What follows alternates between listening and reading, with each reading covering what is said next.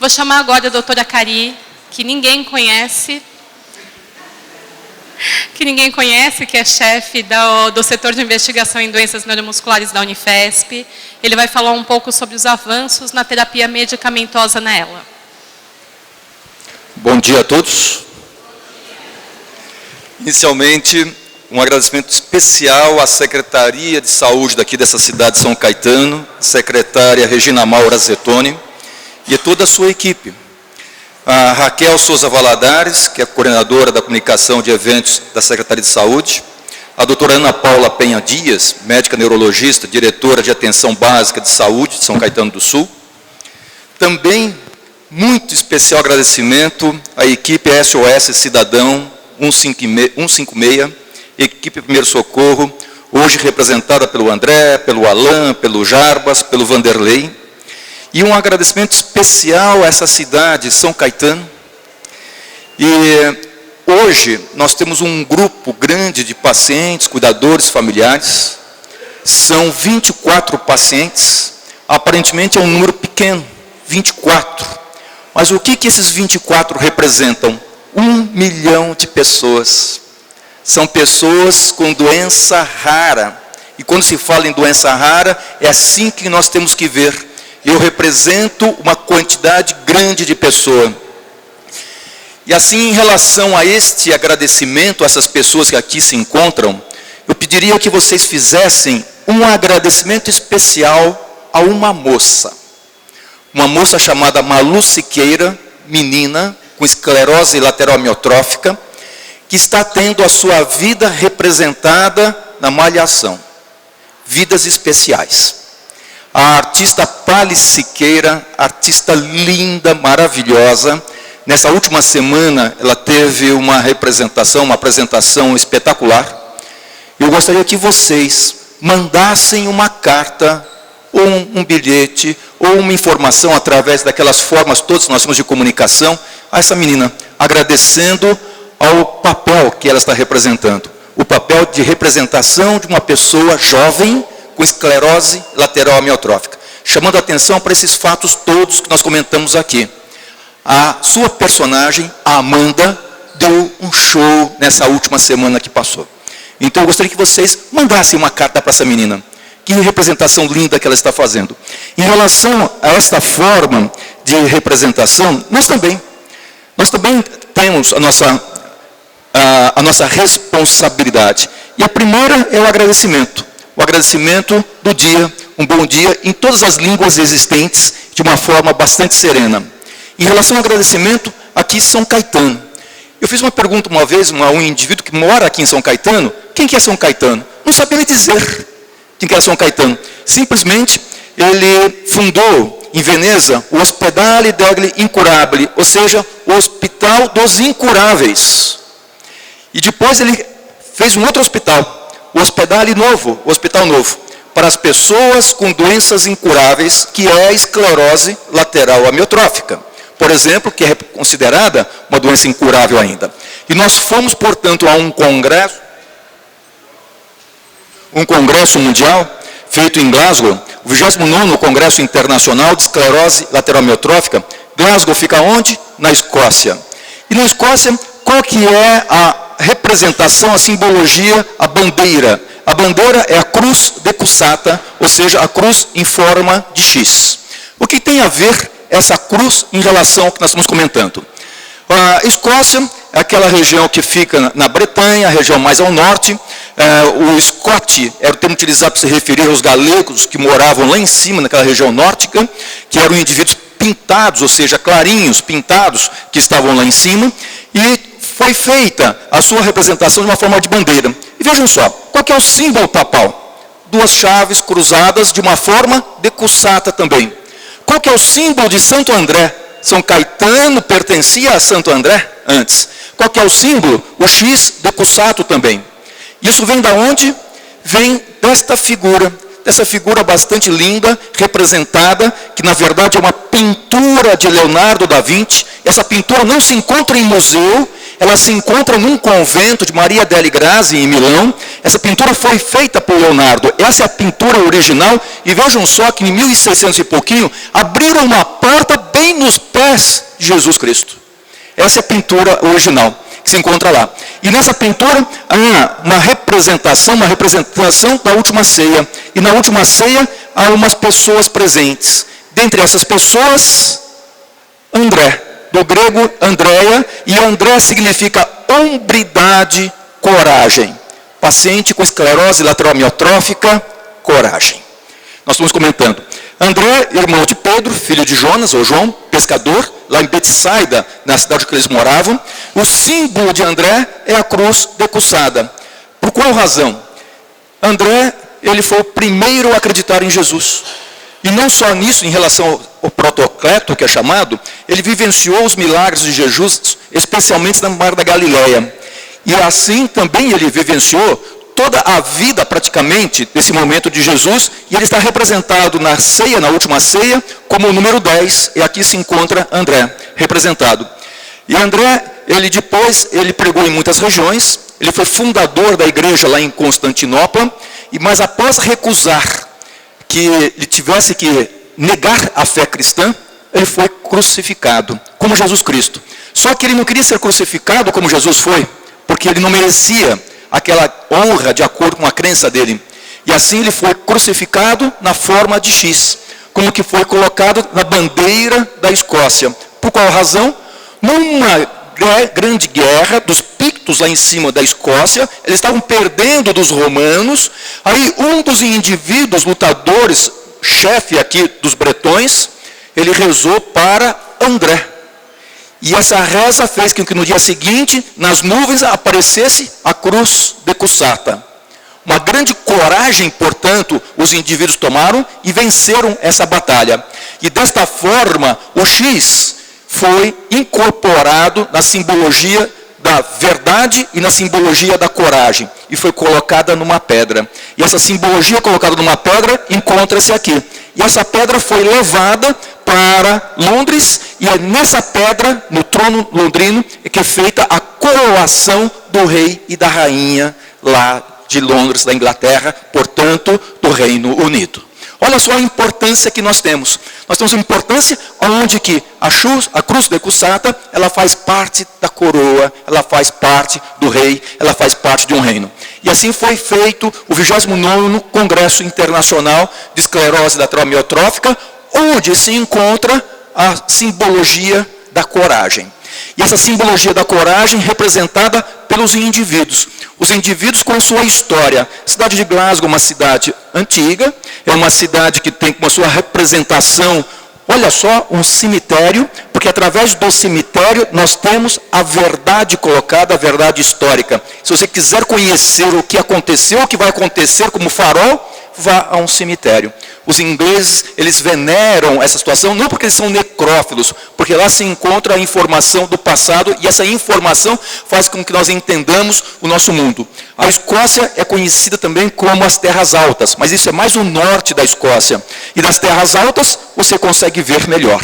E quem vê melhor são os indivíduos que têm a grande clarividência. Um deles, William Hunter, ginecologista, obstetra. E esse indivíduo, ele conseguiu angariar fundos bastante grandes, e esses fundos permitiram a criação de um museu que está ligado à universidade lá de Glasgow. E essa universidade tem um museu, Museu de William Hunter, ou Hunteriano. E nesse museu nós temos o seguinte, nós temos a parede de Adriano, a parede de Antonino, que são os dois locais últimos do Império Romano, que se encontravam lá.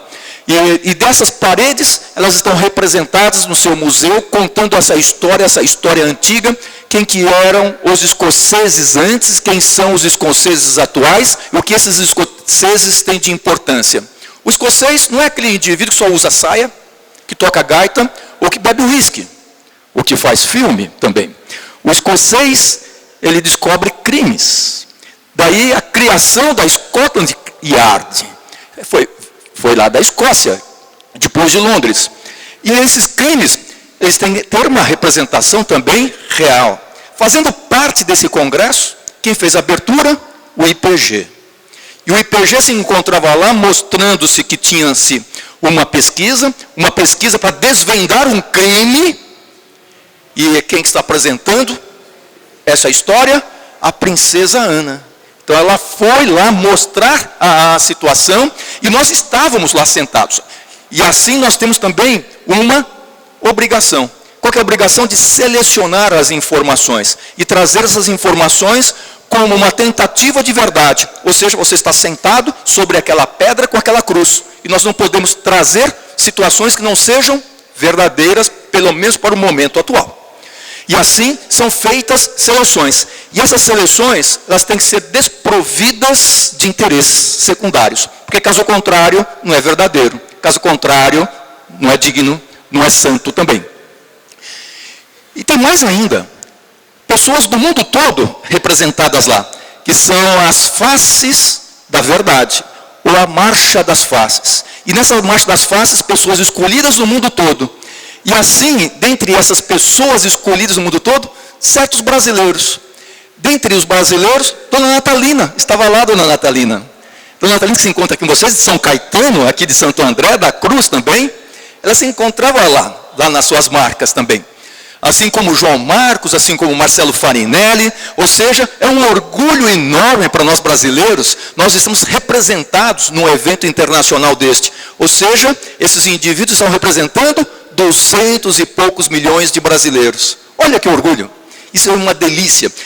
E por causa disto, nós temos que ver, portanto, as informações que são passadas, que são os patrocinadores, se aquelas informações que os patrocinadores trazem, se elas são verdadeiras. Essa é uma obrigação que nós temos que ver. Dentro de todas as informações, qual é aquela que é mais relevante, qual é aquela que traz mais necessidade de informação. Portanto, em relação à apresentação, lógico, nós temos que ver o cemitério. O cemitério é o farol que vai iluminar o futuro da gente. Ou seja, os congressos passados. O que eles representaram nos congressos passados. Assim como, vou falar de parte terapêutica, quais são os ensaios clínicos. Se eu vou falar de ensaio clínico, é aquilo que é apresentado em plataforma oral. Mas a riqueza do congresso não se encontra na plataforma oral. Ela se encontra nos pôsteres. E o Brasil deu show. Deu um show lindo. A nossa equipe, ela encheu lá uma fileira inteira de trabalhos científicos. Trabalhos esses feitos por quem? Pelos pacientes, pelos familiares, pelos cuidadores. Eles se encontravam lá, representando mais de 200 milhões de brasileiros. Eles se encontravam lá. Assim como também, logicamente, que eu tenho que falar de esperanças. Do ponto de vista da esclerose lateral amiotrófica, vocês viram a apresentação do Marco Antônio, a apresentação das causas. Ou seja, o neurônio ele morre. O neurônio ele fica doente e ele morre. Agora, imaginava-se que a doença era própria do neurônio. Hoje está se mostrando que a doença não é só do neurônio. A doença é das células vizinhas também do neurônio. Assim como do seu prolongamento e talvez até do músculo esquelético.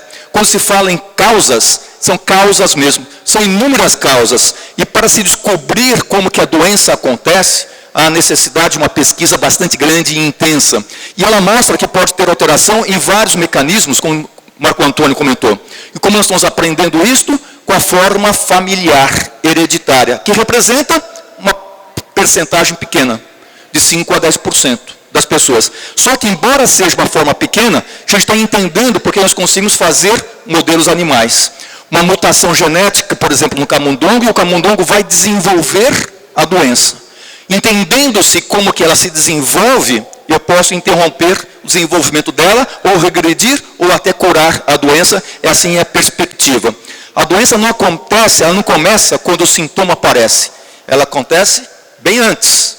Há necessidade, portanto, de interromper bem antes. Os mecanismos são os mais variados, e se faz, portanto, um processo de morte celular, e através disso que eu vou tentar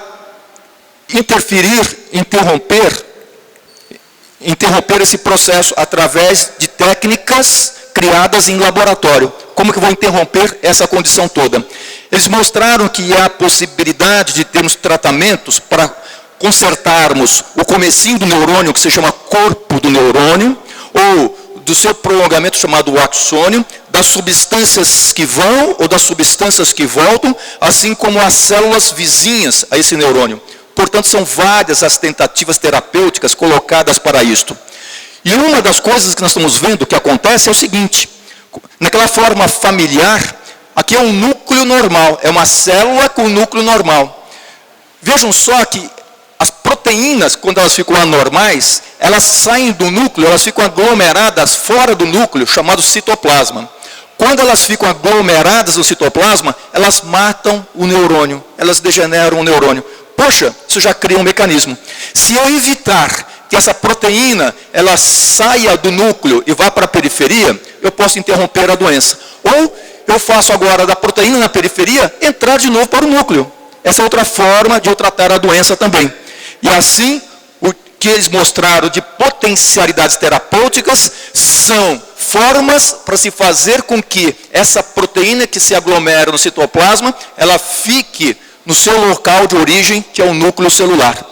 Portanto, são várias as técnicas sendo identificadas hoje para eu interromper este processo. É muito importante entender os processos, porque se nós não entendermos, nós vamos fazer tratamentos que não serão adequados para os indivíduos.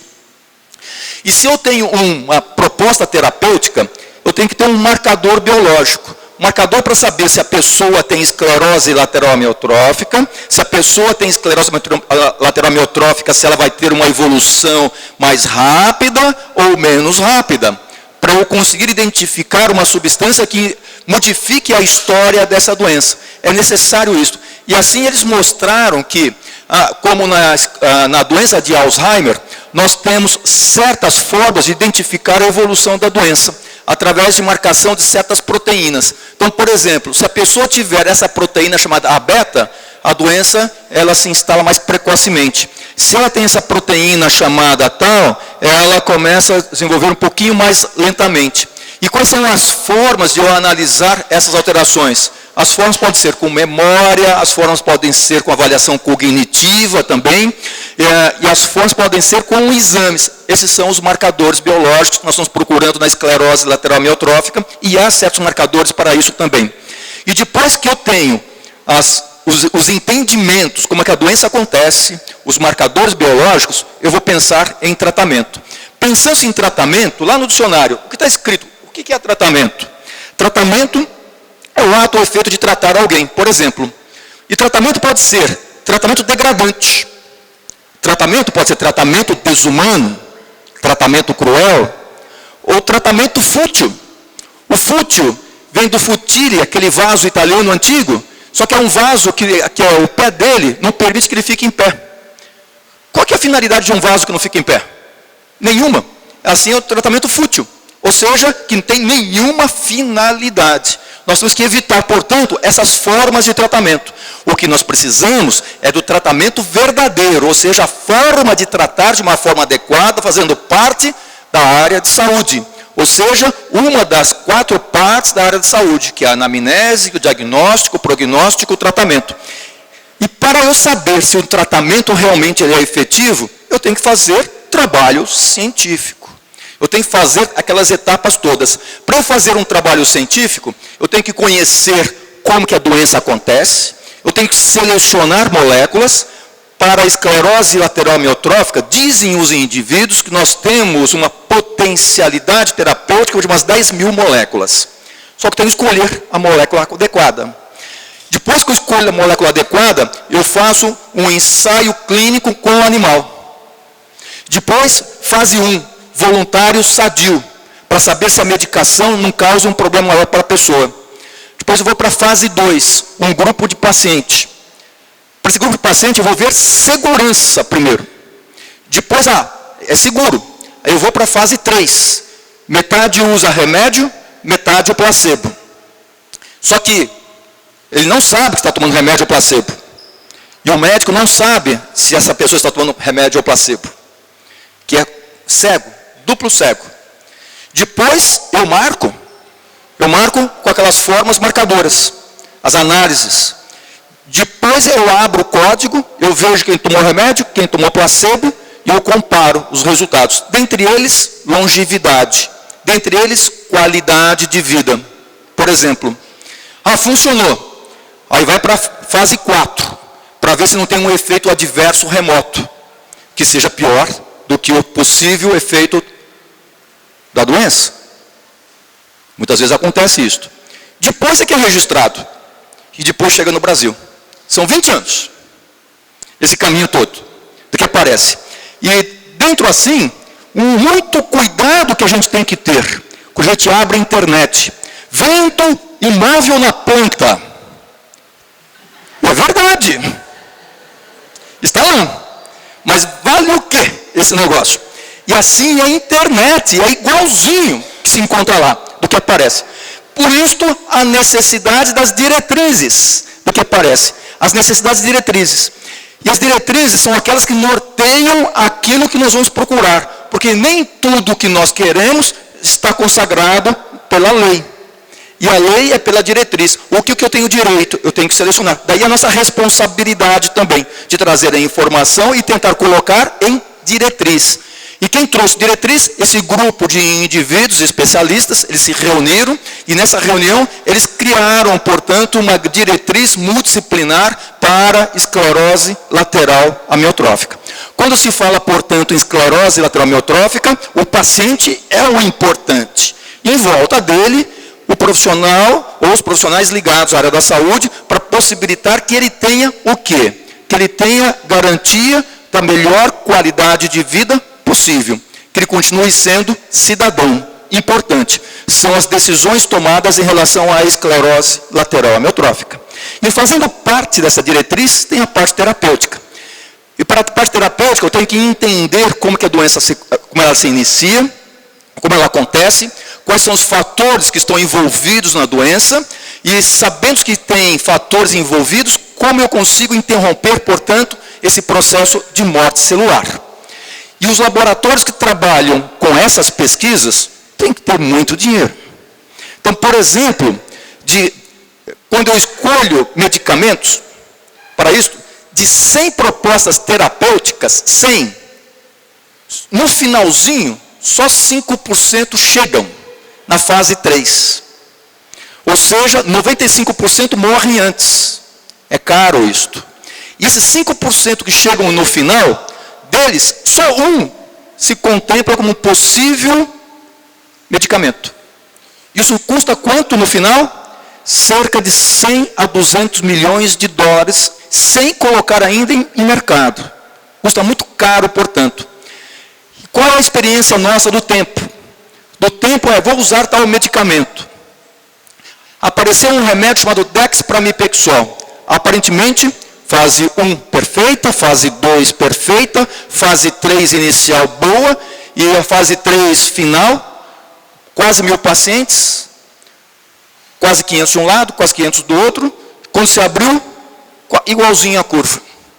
Mesma coisa. Quanto que custou isso tudo? 200 milhões de dólares. E essa é a preocupação, porque o laboratório ele não quer ter prejuízo. É o que ele faz? Ele começa a procurar formas alternativas de análise estatística, para mostrar que alguma coisa funcionou ou para alguém funcionou. E esse é um problema grande que a gente tem.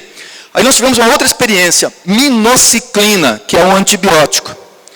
Numa fase 2, aparentemente segura, boa. Uma fase 3 inicial, boa, ampliou-se, tiveram que interromper no 10º mês de pesquisa. Por quê? Porque a população estava morrendo mais cedo do que se esperava. E realmente, quem estava tomando a minociclina estava tendo 4 meses a menos de sobrevida. Ah, se bem não fizer, mal não fará. Pode causar sim problemas. Marca-passo de diafragma.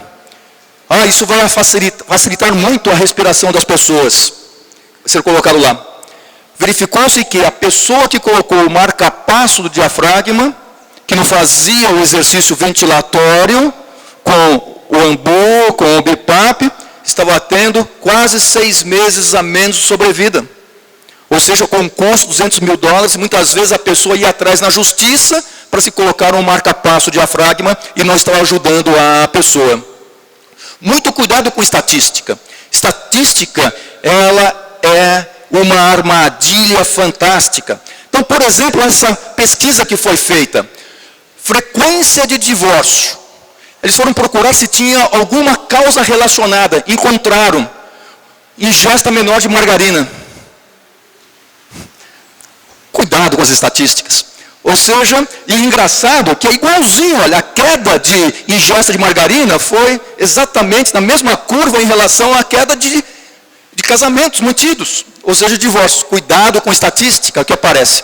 Portanto, o passado ele é muito importante. Ele vai nos triar, vai nos dar a luz, a iluminação. E o Congresso, ele traz iluminação. Por exemplo, o penúltimo Congresso em Boston. Em Boston, nós trouxemos o seguinte. Nós mostramos que o Riluzol continua ainda a única medicação realmente que mostra uma certa diferença na evolução natural da doença, pequena, mas continua sendo mostrada. Aí nós vimos a metilcobalamina, em dosagens altas, injeção intramuscular.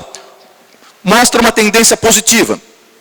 A serina, o aminoácido em dosagem alta, mostra uma tendência positiva. Estou mostrando só a tendência, porque o número de pacientes é pequeno para essa condição.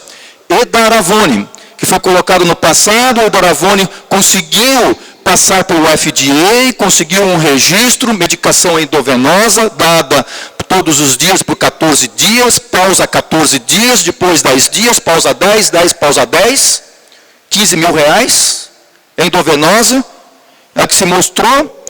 Agora, por exemplo, os trabalhos lá da Europa. Será que isso realmente funciona? Porque os japoneses, trabalho feito só no Japão, mostraram que os indivíduos que tomaram a medicação na fase inicial da doença, eles tiveram uma evolução melhor.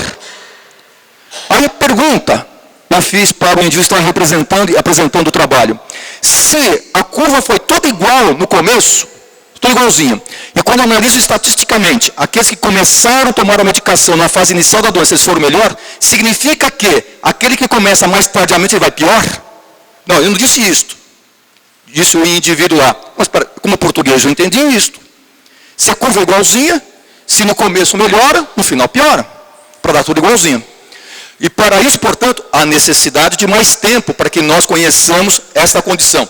No Congresso em Boston, de 2017, eles apresentaram o Masitinib. E o Masitinib também, uma certa tendência positiva. Essa curva aqui é o indivíduo tomando a medicação. Isso aqui é o placebo. Aqueles que tomam a medicação parece que sobrevivem mais tempo.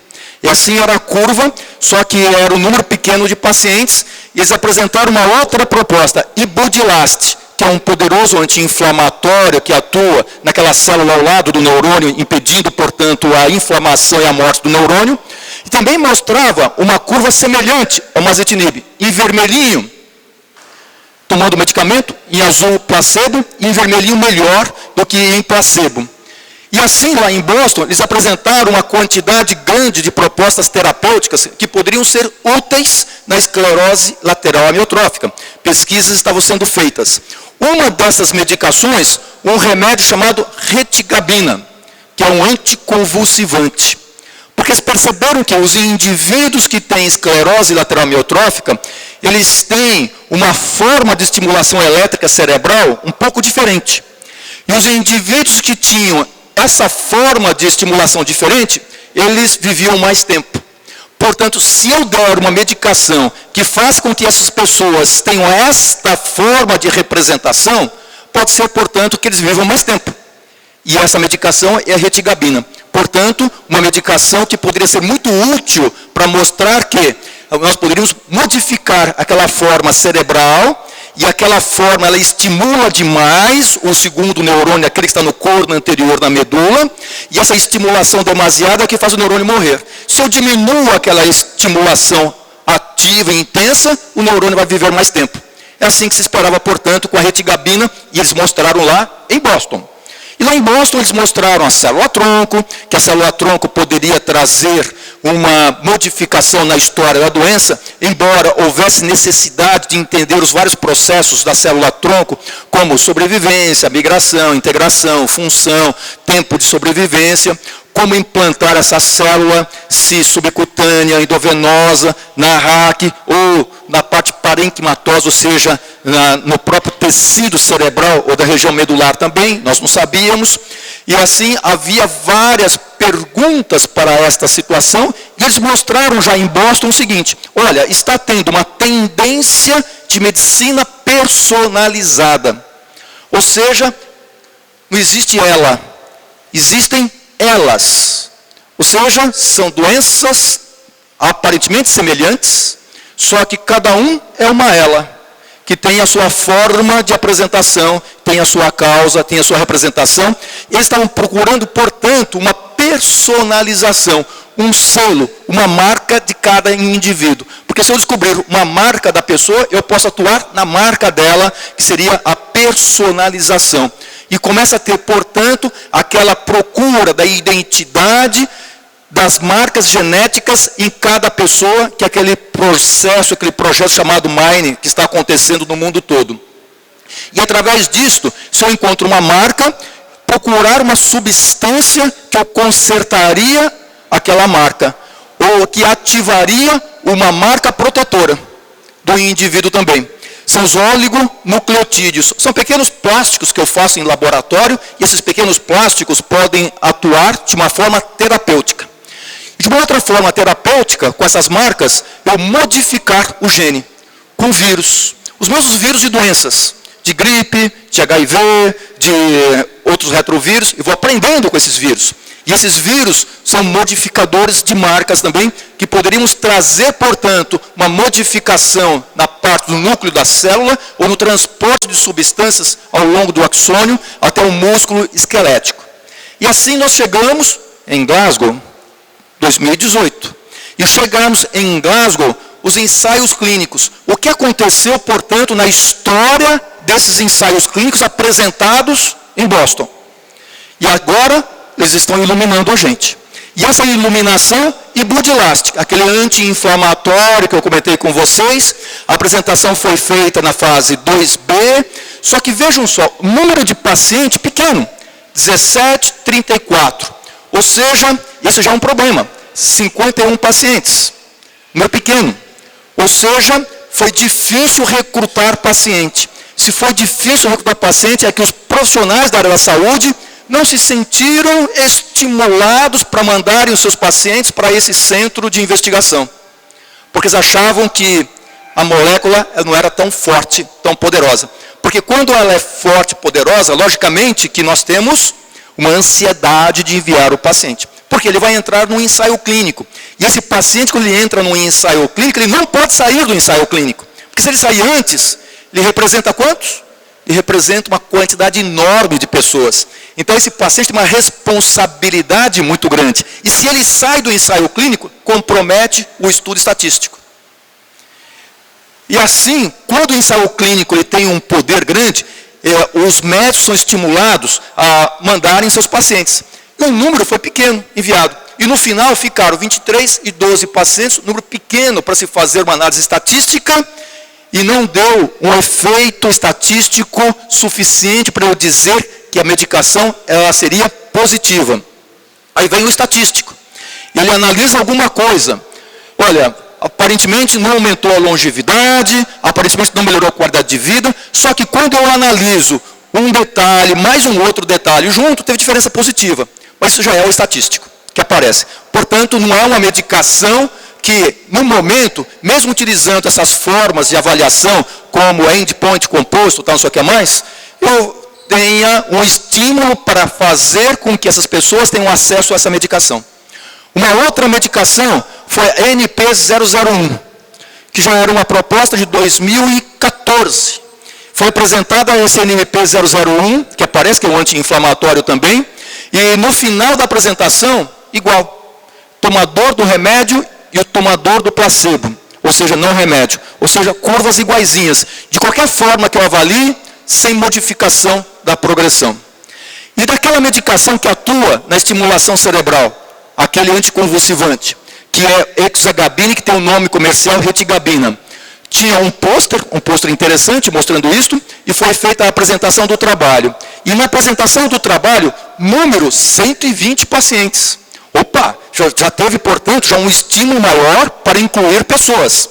Embora tivesse um estímulo maior para incluir pessoas, nessa situação, placebo 40 tomando 600 miligramas, são 2 comprimidos, 40 tomando 900 miligramas, são 3 comprimidos, eu analisando esta condição no final depois, do ponto de vista elétrico, quem estava tomando o remédio foi melhor. Em todas as formas que eu analisei, aquele que estava tomando o medicamento foi melhor. Entretanto, quando eu analisei sobrevivência, qualidade de vida, igual. Ou seja, do ponto de vista eletrofisiológico, a medicação funcionou. Do ponto de vista clínico, ela não funcionou. Talvez porque eu tenha começado com a medicação tardiamente. Pode ser que seja uma medicação para eu introduzir precocemente, se eu souber que uma pessoa tem uma marca para esclerose lateral amiotrófica.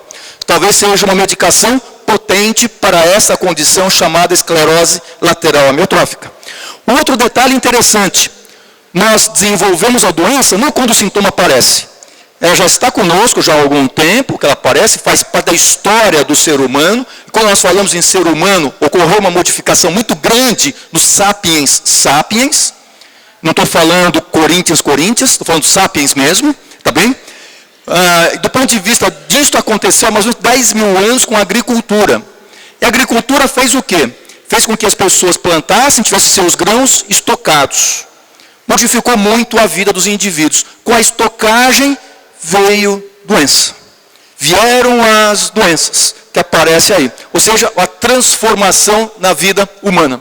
E essa doença, ou essas doenças que aparecem, elas estão intimamente relacionadas com o meio ambiente, com a nossa dieta, que é a microbiota também. E a forma com que a gente faz em relação à parte alimentar nutricional. E do ponto de vista nutricional, eles mostraram que a ingesta com essa substância aqui, rica em energia e lipídio, ela era protetora em relação ao modelo animal.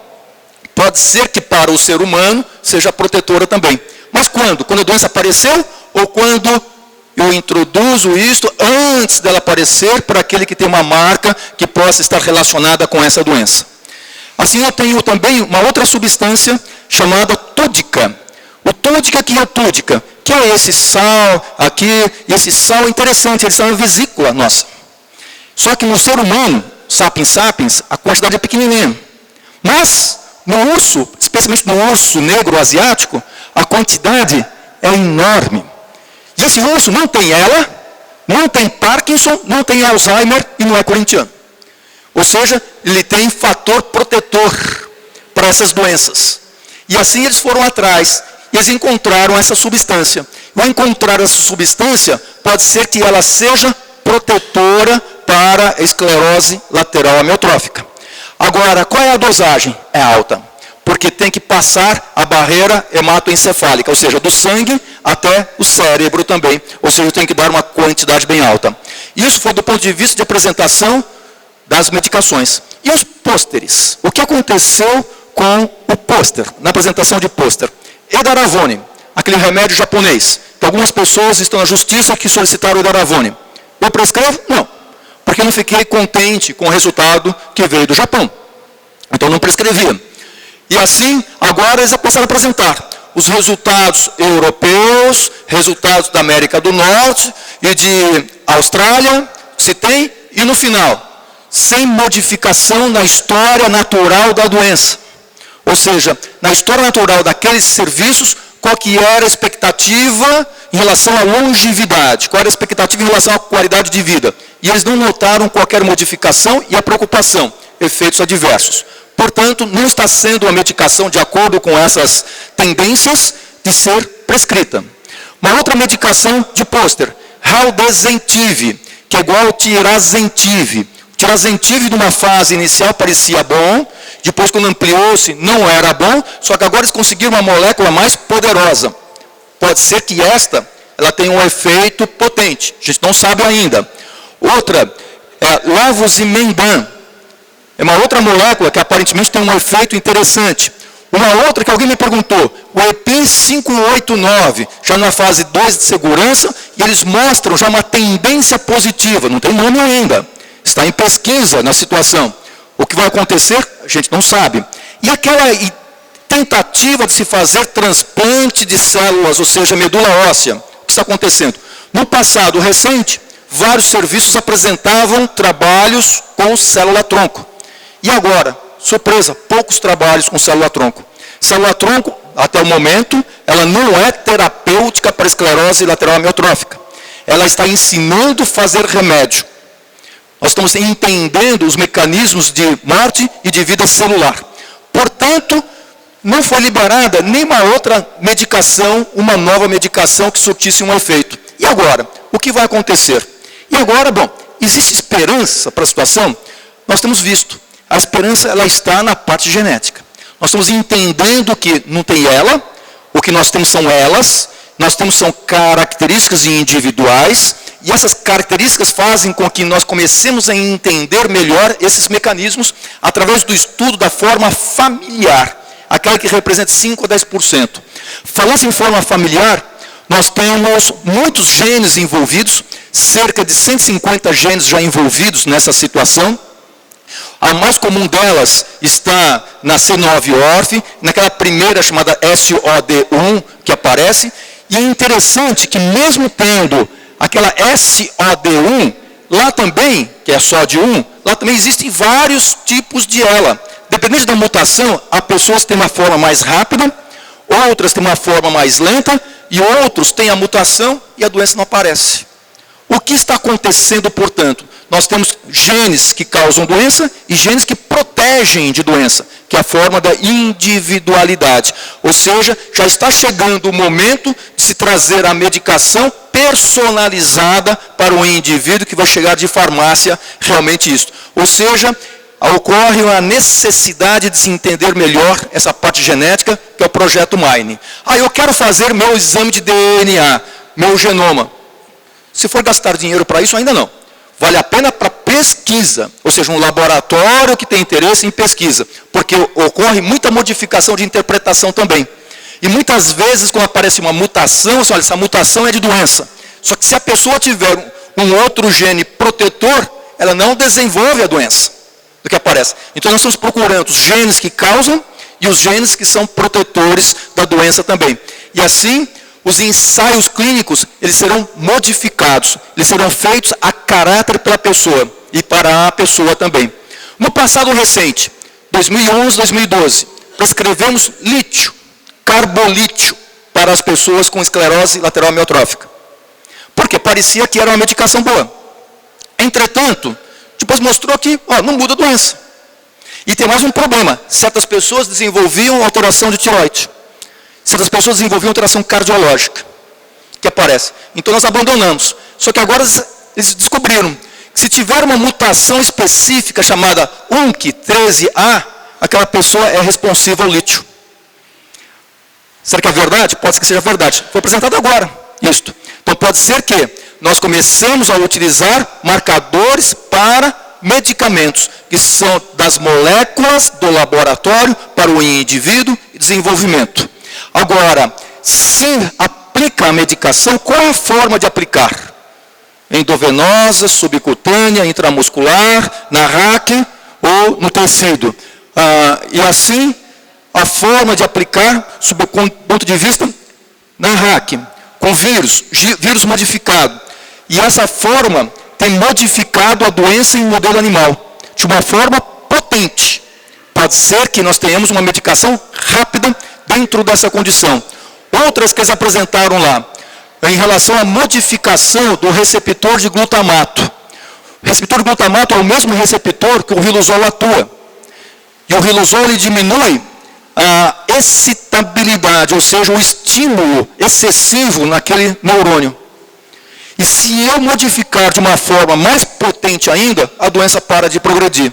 É isso que eles estão vendo com essa molécula chamada HTL00144242. Eles já estão utilizando uma fase 2 e estão indo para a fase 3 para isto. Pode ser que nós tenhamos uma medicação rápida para isto. Uma outra ligada ao cobre.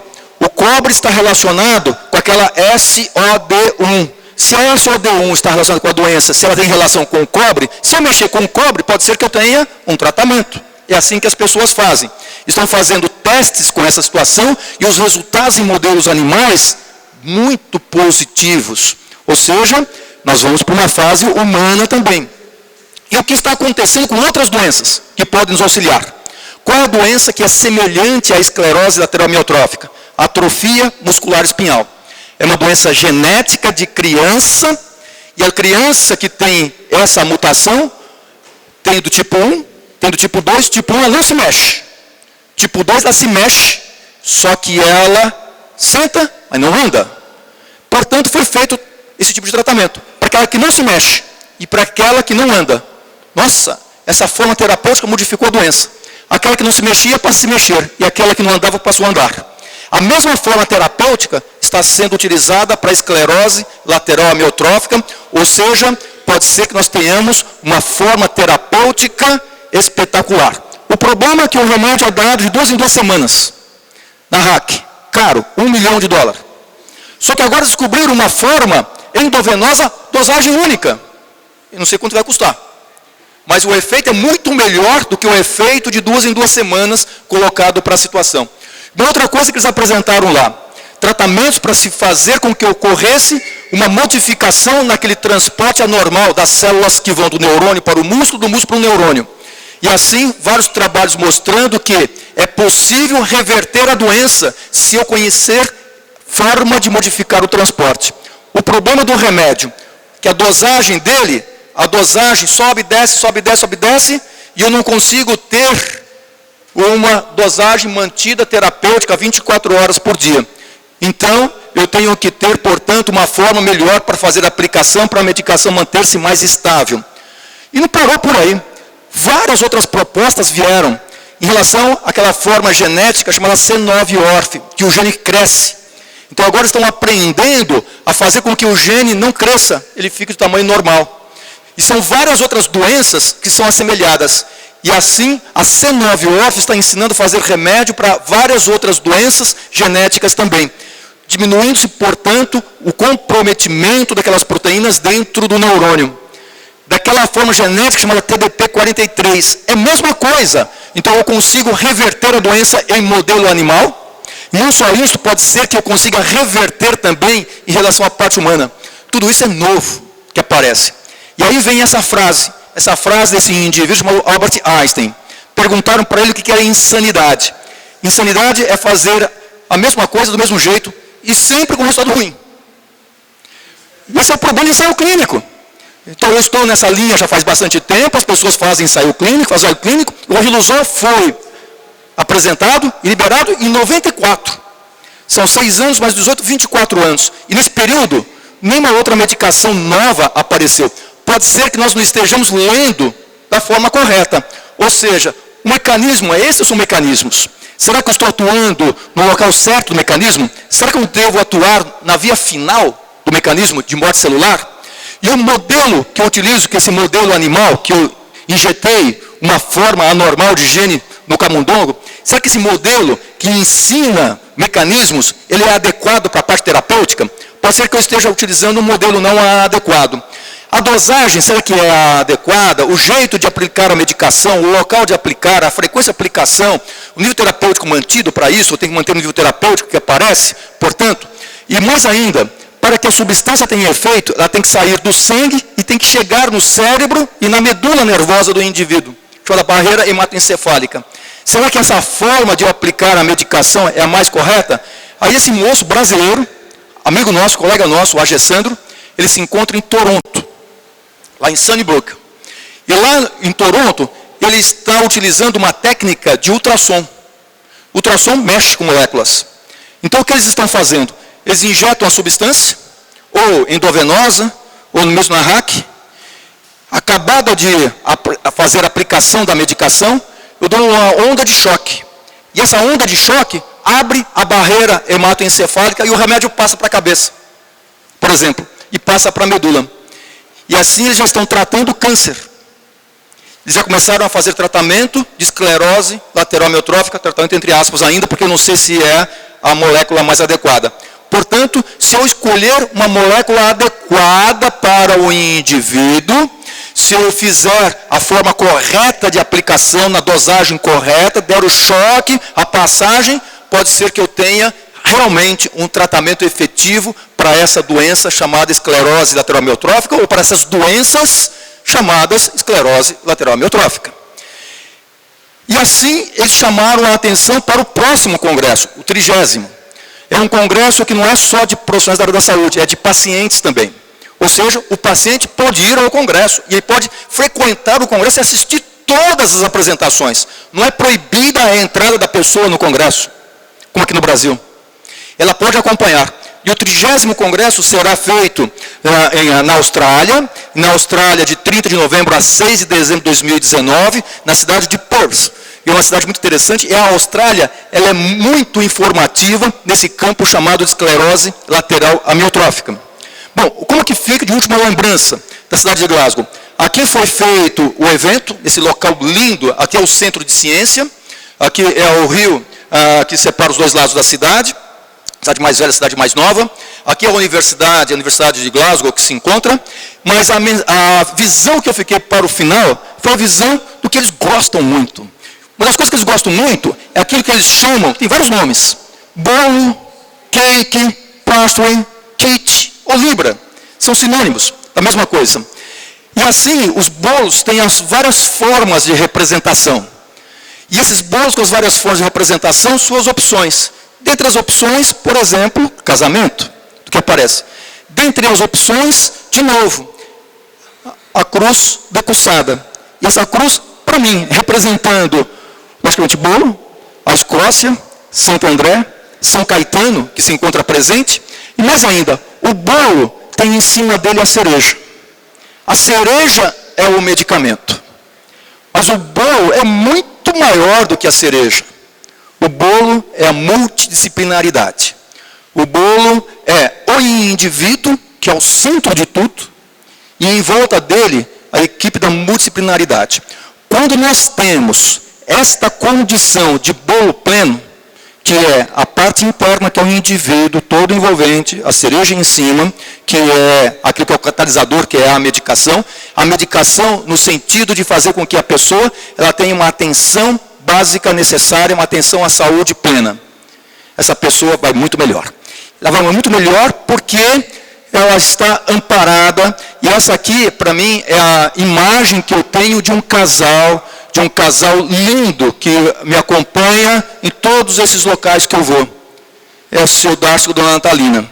É um ao lado do outro, um em frente do outro. São pessoas que nos estimulam para que nós compareçamos a esses eventos, e nós não vamos ao evento só por eu ir ao evento. Nós vamos com uma responsabilidade muito grande de trazer a informação, que ela possa fazer parte de uma diretriz. Essa diretriz para que as pessoas possam ter a sua condição de vida plena. E lá naquele local, naquele museu que eu fui, tem essa imagem lá. E essa imagem é um mosaico do século III a.C., que é o esqueleto põe garrafa de vinho. Ou seja, ser feliz e aproveita a vida. É assim, seu Darcio, é assim que eu vejo a vida de vocês, é assim que eu agradeço muito vocês todos, a história que vocês têm, e especialmente a história da Associação Brasileira de Esclerose Lateral Amiotrófica, muito bem capitaneada, que eu tenho um grande orgulho de pertencer a esta associação. E com vocês, eu agradeço essa oportunidade, esse dia maravilhoso, único, espetacular, aqui a essa cidade, São Caetano, a esse estado maravilhoso, estado de São Paulo, a esse Brasil, que eu tenho um orgulho enorme de pertencer a ele. Bom Natal para vocês. Obrigado.